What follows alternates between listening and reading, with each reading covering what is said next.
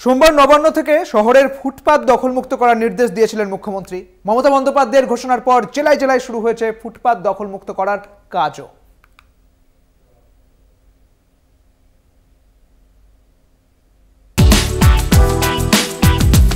মুখ্যমন্ত্রীর নির্দেশের পর ফুটপাত দখলমুক্ত করতে উদ্যোগে আলিপুরদুয়ার পৌরসভা এবং জেলা প্রশাসন।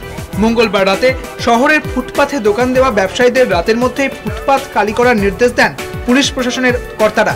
বুধবার সকালে কোনো ব্যবসায়ী ফুটপাত দখল করে দোকান দিলে তার বিরুদ্ধে কড়া পদক্ষেপ নেওয়ার কথাও জানান পুলিশ আধিকারিকরা। এছাড়া ফুটপাত দখল করে দোকানে বোর্ড এবং অন্যান্য সরঞ্জাম রাখা ব্যবসায়ীদেরও তা সরিয়ে ফেলার নির্দেশ দেওয়া হয়।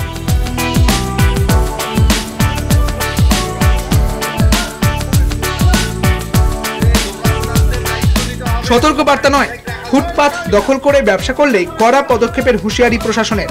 বুধবার ফুটপাত দখলমুক্ত করতে ধূপগুড়ি শহর জুড়ে যৌথ অভিযানে নামে পুলিশ এবং পৌরসভা। এদিন শহরের নিউ মার্কেট হাই স্কুল সংলগ্ন রাস্তায় ফুটপাত দখলমুক্ত করতে অভিযান চালানো হয়। মুখ্যমন্ত্রীর নির্দেশে ফুটপাত দখলমুক্ত করতে অভিযানে নামে পুলিশ এবং পৌরসভা।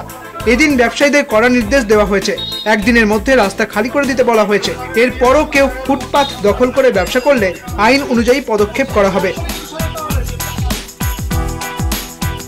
নবান্ন থেকে মুখ্যমন্ত্রীর নির্দেশের পর অবৈধভাবে রাস্তা দখল আটকাতে রাস্তায় নামলেন সিউড়ি পৌরসভার চেয়ারম্যান উজ্জ্বল চট্টোপাধ্যায়।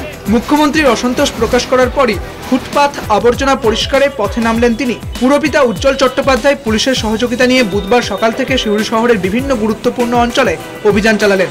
বিশেষ করে সিউড়ি বাসস্ট্যান্ড, মসজিদ পাড়া, বিভিন্ন গুরুত্বপূর্ণ রাস্তায় ফুটপাত দখলমুক্ত করার অভিযান চলল।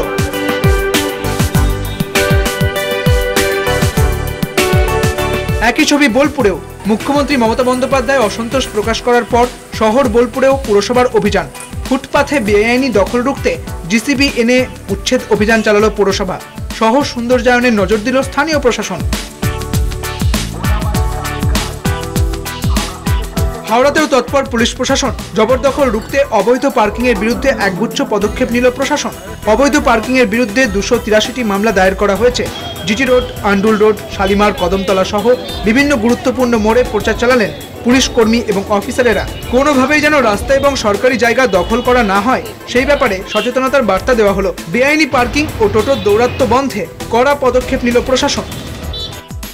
মুখ্যমন্ত্রীর নির্দেশের পরে এবার নড়েচড়ে বসল হুগলির প্রশাসনিক আধিকারিকেরা। শহরকে যানজট মুক্ত করতে ও ফুটপাথ দখলমুক্ত করতে বুধবার আরামবাগের এসডিপিও সুপ্রভাত চক্রবর্তী ও আরামবাগ থানার আইসি রাকেশ সিং এর নেতৃত্বে চলল অভিযান। কাগজপত্র, লাইসেন্স, অনুমতিপত্র বিহীন টোটোকে আটক করা হয়। এদিন প্রায় 10টি টোটো আটক করে পুলিশ। মুখ্যমন্ত্রী মমতা বন্দ্যোপাধ্যায়ের নির্দেশের পরেই তৎপর ডায়মন্ড হারবার প্রশাসন। বেহালা থানা এলাকায় ডায়মন্ড হারবার রোডের পাশে থাকা দোকান উচ্ছেদ শুরু হলো বুধবার সকাল থেকে। বেহালা থানার পুলিশ এই সমস্ত দোকান উচ্ছেদ করতে যায়। পুলিশের কথা শুনে বেশ কিছু মানুষ নিজের থেকে তাদের দোকান সরিয়ে নেয়। কলকাতা টিভি।